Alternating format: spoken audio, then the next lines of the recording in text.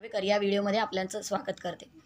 आज आपला टॉपिक आहे परंपरागत शेतीचे आधुनिकीकरण कसं करायचं। खरं तर आधीपासूनच आपण शेती हा आपला परंपरागत व्यवसाय आहे। आपली संपूर्ण अर्थव्यवस्था ही कृषी अर्थव्यवस्था म्हणून मोठ्या प्रमाणात प्रचलित आहे। शिवाय भारत हा कृषीप्रधान देश आहे आणि शेती हा भारताचा अर्थव्यवस्थेचा कणा आहे। देशाच्या राष्ट्रीय उत्पन्नामध्ये आणि देशाच्या आर्थिक विकासात कृषीचा महत्त्वाचा भाग असताना आपल्याला दिसून येतो। परंतु ही शेती पारंपरिकतेकडून आधुनिकीकडे कसं वळवायचं यासंबंधी आज आपण मार्गदर्शन बघणार आहोत। खरं तर या व्हिडिओमध्ये विचार करताना परंपरागत शेती म्हणजे नेमकं काय, आधी आपण जी शेती करायचो ती परंपरागत पद्धतीनेच केली जायची आणि परंपरागत शेतीची वैशिष्ट्ये पाहताना पहिलं वैशिष्ट्य दिसून येते की उदरनिर्वाहाचं स्वरूप। खरं तर शेतकरी फक्त आपलं उदरनिर्वाह झाला पाहिजे, कोणत्याही प्रकारे आपल्याला व्यावहारिक स्वरूप या शेतीला आलेला नव्हता। आपलं पोट भरण्यापुरती उत्पादन करायचं आणि वर्षभर ते खायचं या पद्धतीचं स्वरूप असताना दिसून येते। त्यानंतर नैसर्गिकरित्या अवलंबित्व, जेव्हा पाऊस येईल तेव्हा आपल्या शेतीला पाणी मिळेल, म्हणजे पूर्णपणे शेती ही निसर्गावर अवलंबलेली होती। कोणत्याही प्रकारची कृत्रिम साधने पाण्याकरिता उपलब्ध झालेली नव्हती आणि म्हणून उत्पादन कमी असताना आपल्याला आढळून यायचं।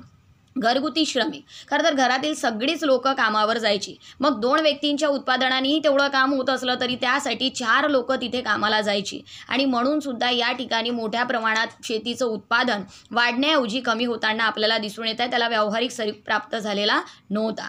त्यानंतर बी बियाणे, जी बी बियाणे वापरली जायची अत्यंत निम्न प्रतीची असायची। कधी कधी तर पीक वाढूनही मरून जायचं आणि त्यामुळे उत्पादन कमी होताना आपल्याला दिसून आलं। त्यानंतर अवजारे, जी अवजारे वापरली जायची ती परंपरागत पद्धतीने होती। या ठिकाणी मोठ्या प्रमाणात श्रम करूनही उत्पादन जे घेतलं जायचं त्याचा दर्जा मात्र अत्यंत निम्न स्वरूपाचा होता आणि म्हणूनच शेती ही अत्यंत पारंपरिक पद्धतीने करत असताना शेतकरी मोठ्या प्रमाणात आर्थिक स्थितीतही तो अत्यंत दयनीय अवस्थेत असायचा, दारिद्र्य अवस्थेत असायचा। त्यानंतर दैववादी दृष्टिकोन, खरं तर दैववादी दृष्टिकोन हा प्रत्येक शेतकऱ्याच्या मस्तकी असताना आपल्याला दिसतो।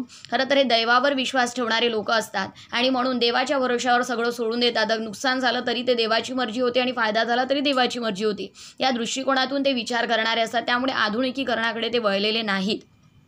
आवश्यक सेवांचा अभाव, खरं तर शेतीच्या विकासासाठी ज्या ज्या सेवांची आवश्यकता होती, खरं तर रस्ते व्यवस्थित नव्हते, वाहतुकीच्या सोयी नव्हती, त्यानंतर गोदामाच्या सोयी नव्हत्या आणि या सेवांचा अभाव असल्यामुळे सुद्धा शेतकऱ्यांचं पीक तिथेच सोडून जायचं, तिथेच नासवायचं आणि त्यामुळे शेतकरी कधीही पुढे जाऊ शकला नाही आणि म्हणून भारताची अर्थव्यवस्था जेव्हा शेतीवर अवलंबून होती आणि म्हणून या परंपरागत शेतीचे आधुनिकीकरण करणे गरजेचे होते आणि म्हणून त्याच आधारावर आधुनिकीकरणाकरिता बऱ्याच प्रमाणात शेतीचं स्वरूप बदलवण्यात आलं।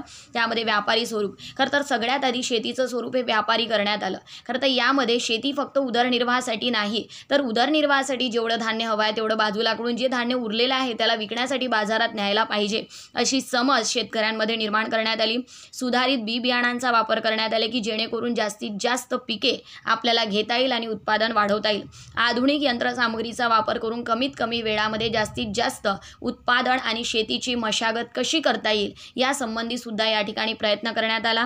गोदामांची व्यवस्था मोठ्या प्रमाणात करण्यात आली, कारण की जे पीक घेण्यात आलेलं आहे ते आपल्याला वर्षभर टिकवायचं आहे आणि जशी किंमत येईल तशी बाजारपेठेत आपल्याला त्याचा पुरवठा करायचा आहे, म्हणून त्याची साठा करण्यासाठी गोदामांची व्यवस्था सुद्धा व्यवस्थित करण्यात आली। रासायनिक खते, रासायनिक खतांच्या माध्यमातून कमीत कमी वेळात जास्तीत जास्त पीक आपल्याला जमिनीतून कसं घेता येईल, जमिनीचं कस कसं वाढवता येईल या दृष्टिकोनातून प्रयत्न करण्यात आला। त्यानंतर इतर सेवांचा लाभ, विविध प्रकारच्या वाहतुकीच्या सोयी, रस्त्यांची व्यवस्था सुधारवण्यात आली किंवा त्यानंतर बाजारपेठा उपलब्ध करून देण्यात आल्या शेतमालाला आणि त्यामुळे शेतकऱ्यांची आर्थिक स्थिती ही सुधारताना आपल्याला दिसून आली। सोबतच नवीन तंत्रज्ञानाचा वापर करून आधुनिक तंत्रज्ञानाच्या माध्यमातून शेतीची उपज आणि सोबतच शेतीचं उत्पादनाचा जो दर्जा आहे तो सुद्धा या ठिकाणी सुधारवण्यात आलेला आपल्याला दिसतो आणि सिंचन सुविधा ही महत्त्वाची सुविधा होती आधुनिकीकरणामध्ये।